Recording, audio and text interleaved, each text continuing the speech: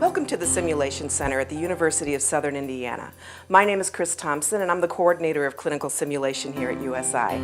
We recently renovated our lab here at USI and I wanted to give you a tour of some of the things that we've done to make simulation at USI even more realistic.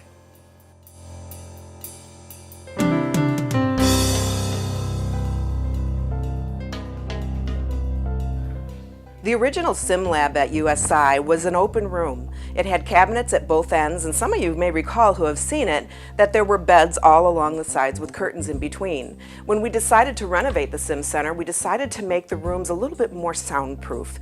And so we had hospital-style ICU-style doors installed when we did the renovation. These are actual doors, the type of doors that they use in hospitals, and when these doors are closed, the sound is practically deadened in the room, so you can't hear anything outside the room, which makes using the sim lab for other groups a lot easier because before the noise was a problem. So these doors have been a huge improvement to the lab. Another thing that we wanted to do was to make the situation and the areas as realistic as possible. What could be more realistic than going with an actual room designed like a hospital room? So the rooms that we installed have all of the features that a hospital room would have. We have motion activated water at the sink for the nurses to wash their hands. We have medical gases on the wall. We actually have oxygen, suction, and compressed air.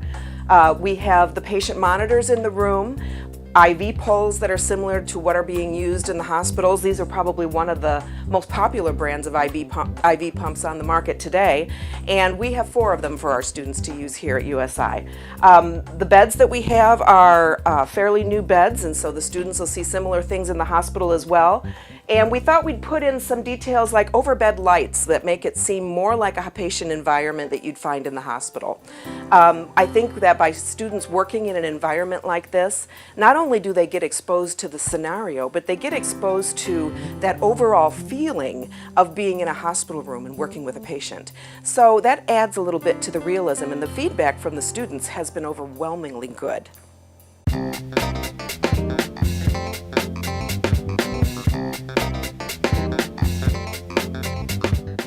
One of the other features that we had always wanted for the Simulation Center was a dedicated central control room. Previously, we had control units for the simulators on carts next to them. But with this renovation, we were able to put in a centralized control room with one-way glass windows that look into both of the patient rooms on either side. In this control room, we have the computers that not only control the simulators, but we have servers that allow us to stream to classrooms the simulations as they occur live.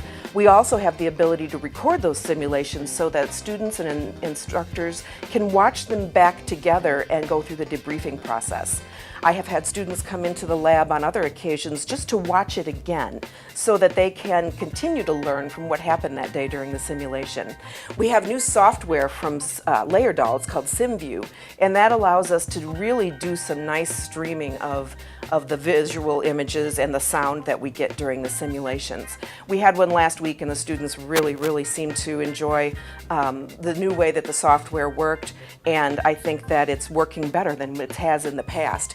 So we have some new equipment, new microphones, new cameras, and all of these things together have really made a difference in the kind of things that we can produce AV-wise from the Simulation Center.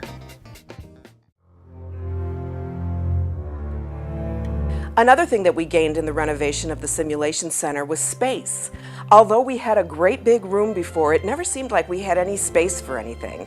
And so the new Simulation Center features this open area which will allow faculty and students to gather for teaching events, for simulations that are too big for one of the patient's rooms, for practice times when they want to work together in a larger group. This area has become a flexible area for us.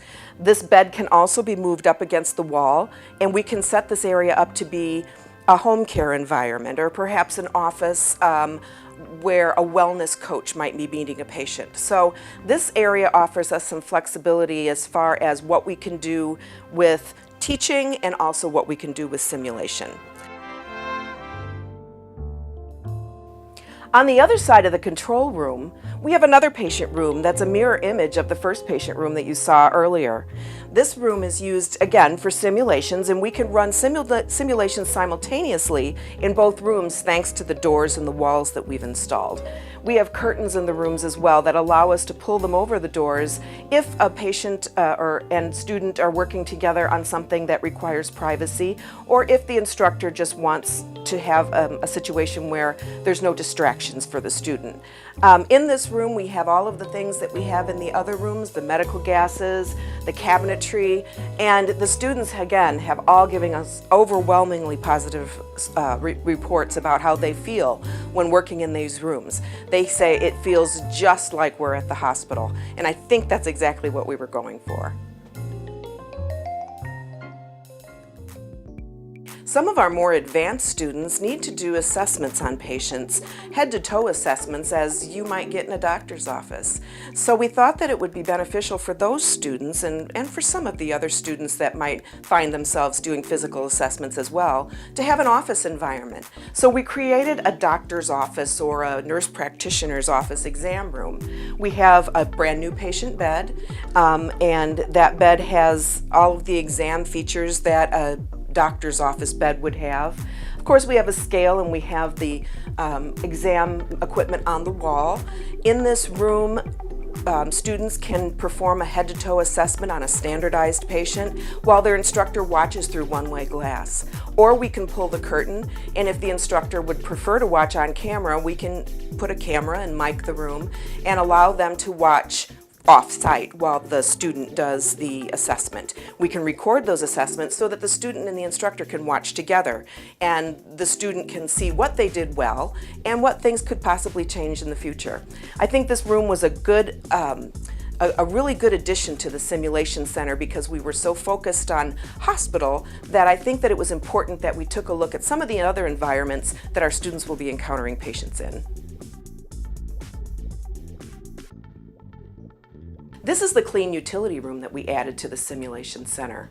On every floor of every hospital, students are going to find themselves having to run to the clean utility room for supplies or ice water for the patient. Well, we don't have the ice water for the patient in here, but we do have a clean utility room similar to what they'll see on the floor. In this room and in these cabinets are supplies, clean supplies, relevant, up-to-date supplies that they'll find at any hospital that they'll need for caring for their patient. So when they're taking care of their patient and they need to do an injection, they would come here to get their needle and syringes and medication that patient's order called for. There's a sink in here with, again, the motion activated water. We have the ability to store some clean things in here. Sometimes we have a ventilator in here. It just depends kind of what's going on. We also have a med dispense system, and that allows us to have the student operate in an area of electronic medication dispensing, which is common on all hospital floors today, whether it be Omnicell or Pyxis or another type of system. They sign in, choose the patient, choose the order, and then the machine dispenses the medication that that patient needs. So that doesn't eliminate the 5 rights, but it certainly does bring us into the 21st century. We added a computer work area to the Sim Center that doubles also as a nurse's station during simulations. I always think of the patient rooms as being down the hallway, and this is the nurse's station where the students, nurses, or other healthcare professionals would gather to get orders from the computers, from the electronic health record, access information about the patient, do charting. This is a centralized area for that. When simulations are not going on, then this area is used by students to view simulations that have been recorded in the past, do research for assignments, do research in patients' charts, as the nutrition folks do, to do an assessment of the patient's nutritional status. So this is kind of a multi-purpose area where students can use the computers to do anything that requires, an electronic health record. Over here, just off camera, we have a dirty utility room, and this is used mostly for storage. We have the stethoscopes in there that the students can check out. We keep IV pulls. We'll keep the laundry linen bins in there so that it's more realistic for the student. We have a laundry bin in one of the patient's rooms, but ultimately that's where those things would come to be stored, to the dirty utility room. So if we had a clean one, we thought that we should probably have a dirty one to make it more realistic as well. So I think that the students are going to find, with the improvements and changes to the Sim Center, that they're going to find that their simulation experiences are enhanced. And I think that's what our main goal was. We wanted everyone to be able to work in an environment that was going to make the realistic situations that we came up with even more real, because now they're set in an environment that makes them feel like they're really occurring. So far, the students are loving it, and I know as the coordinator, I'm loving it.